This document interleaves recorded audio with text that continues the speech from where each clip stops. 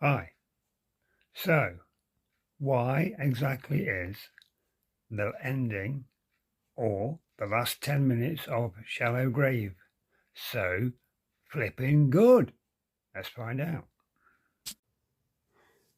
Well, Shallow Grave stars Ewan McGregor, Gary Fox, and Christopher Eccleston, and it was made in the early 1990s, in about 1992, 93 time. The background to the sort of genesis of this film would be the Edinburgh social scene of that time, and sort of Irvine Welsh sort of idea about the the back culture of sort of drugs and drug money and hedonism and a certain type of lack of consideration for your fellow man that is a result of that situation, potentially.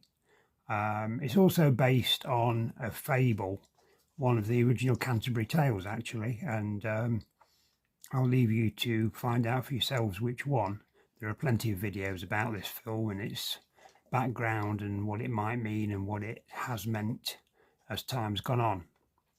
So we won't concern ourselves too much with that, other than to say that at the time, Ewan McGregor was just coming to the forefront of people's minds. And he'd been in certain other, obviously a similarly made film from a similar group of people called Trainspotting, which is probably more well known than this film. And Christopher Eccleston was about to be in a very well received television series called Our Friends in the North. Obviously, he went on to be a well remembered and thought of Doctor Who. And as far as I know, he still might be doing that role, but I don't really watch Doctor Who that much. So, and Kerry Fox was a relatively unknown, or is a relatively unknown Australian actress who, to my knowledge, has only ever been in one other film that I've seen, which was, funnily enough, a very small film called Breaks, which is a series of little sketches about couples breaking up. And in that, she breaks up with Roland Gift in one of his rare acting roles as well. So that's worth looking out. It's a film with Noel Fielding in it as well. A little sort of independent London film that's full of trendy people and actors. You'd probably quite enjoy that too.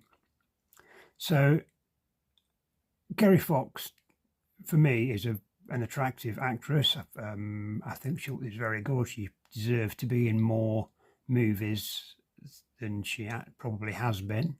I guess because she's Australian, she's not too much in this hemisphere that much. Maybe I'm wrong about that. So moving on to the denouement of the film. Why is this so good? Well, we could talk all day really, but essentially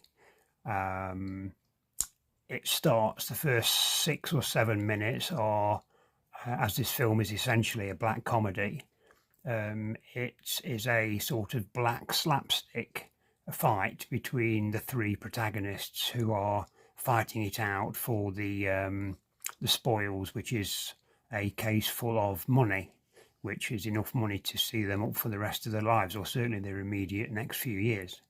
And as you can see when you look at the clip, which I'll post a link to below, there is a rather amusing slapstick and quite violent fight between the three of them. Interestingly to note that, and bearing in mind this film was made in 1992-93, there are some questionable moves on Kerry Fox, made by, particularly by, well, Eccleston, who's just before in the story has been her sort of cohort, and he feels like he's been let down by her. But there's a couple of things that I wouldn't, if I was making the film, I wouldn't have allowed to be in it. But nevertheless, there it is, and it stands or falls by its own inclusion. At the very end of it, Ewan McGregor is about to be knifed to death by Christopher Eccleston, but he is saved at the last split second by Kerry Fox knifing or spearing Christopher Eccleston from behind with a sort of needle. Back later. And so we are left with a scenario of Ewan McGregor impaled to the floor, and his, not exactly his girlfriend, but his female friend and flatmate, seemingly about to remove the knife as expertly as, of course, she is a doctor. And shockingly, but perhaps not surprisingly, she elects to hammer the knife further in, not causing the injury to become any worse, but to ensure that Ewan cannot move for the next couple of hours while she makes her escape with the loot. Now, you think that's the end of it as she makes her escape, but of course, the big reveal, which is no big secret now, of course, is that Ewan has switched the suitcases, and he has replaced the real money with fake money or cut up pieces of newspaper, which, in a nice little touch, are pieces of the reporting which he did himself, as he is in fact a journalist covering the case of the missing person, who is played by Keith Allen, the comedian. And he cuts his own newspaper reporting up and makes it into pretend money to make the weight up in the suitcase that Kerry Fox thinks she's escaping with. And why I particularly like this ending, or the way they did this ending of this film, whether it was by design or not, I'm not sure, but it's after the black comedy, which is obviously very thought-provoking.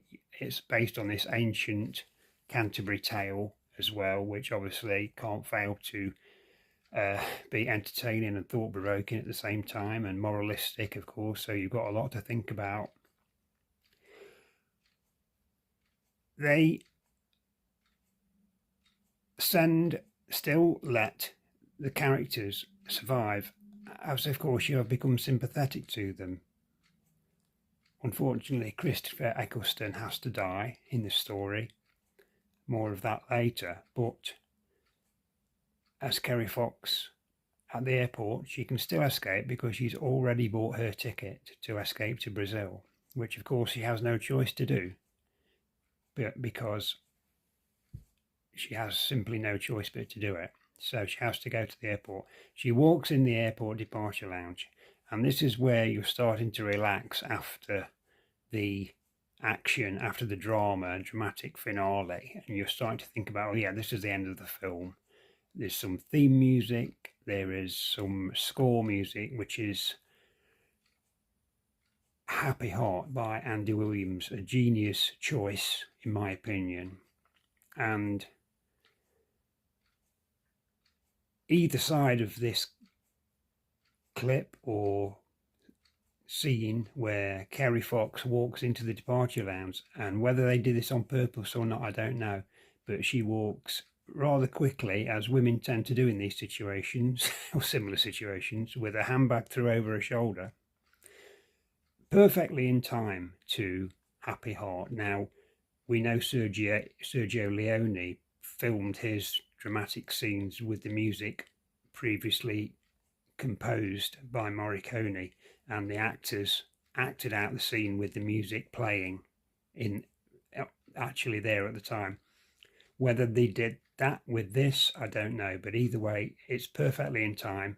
And not only that, just to reinforce or to add a nice little subtle touch, a luggage handler walks diagonally across the screen from right to left, again in perfect time. He's walking in perfect time to this music.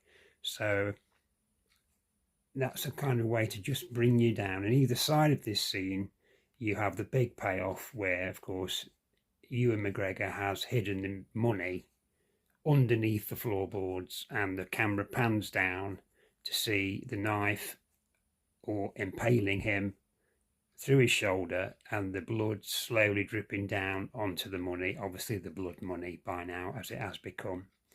And he has a nice smile on his face. He plays it beautifully, comedically.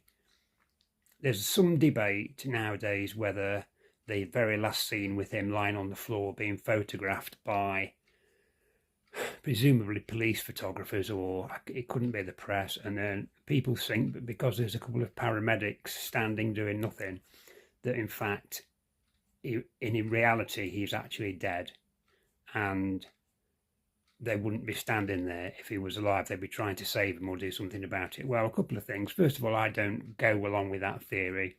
I think it is as it is. He survives. It works much better that way.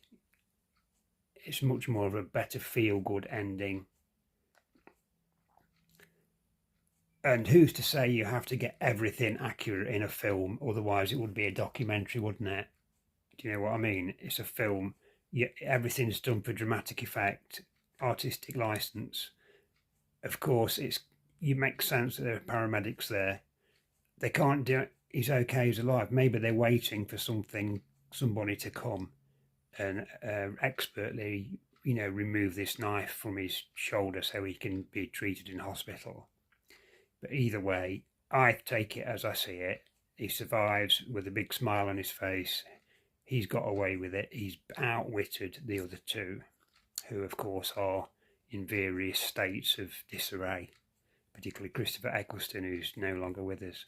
And the very last scene, which is again a perfect way to send you back into the outside world, whether it's in the afternoon or in the evening. You know what it's like when you go out of a cinema.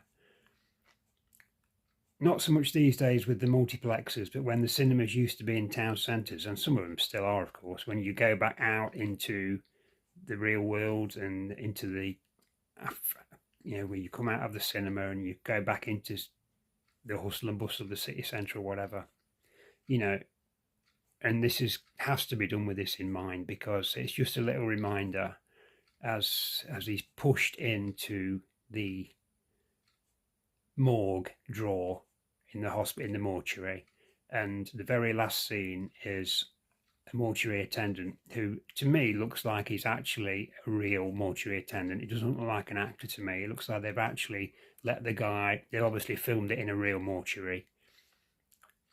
I'm guessing it's the real attendant, and he just matter-of-factly shoves him away in the drawer to put him into cold storage, and walks away as if it's like, that's the guy's job. That's an everyday thing. And of course, you're reminded that people die every day, every second, every minute of every day. People are dying and being put in mortuaries. To him, it means nothing. It doesn't matter what the guy did. It's just another dead human being, and that's the fate that awaits everybody ultimately. And in a voiceover of the Christopher Eccleston character, it's just the last little message to say, yeah, you should believe in friends, even if they could possibly let you down or mess you around, because if you don't, what have we got? So you might as well try and be a good person and believe in people and your friends and support them, and not go into the single-minded, there is no society mentality, and self-o first all the time. And that to me is the ultimate message of this film, which makes it worthy of a lot of study, a lot of talk, constant reviewing, because there's always something new and to admire about it, and you like it more every time, you enjoy it more every time. So I put the link to the clip of the last 8 minutes of the film below this video. I hope you watch it if you haven't seen it before, and you become to like it and appreciate it just as much as I do. Okay, thanks for listening, and cheers.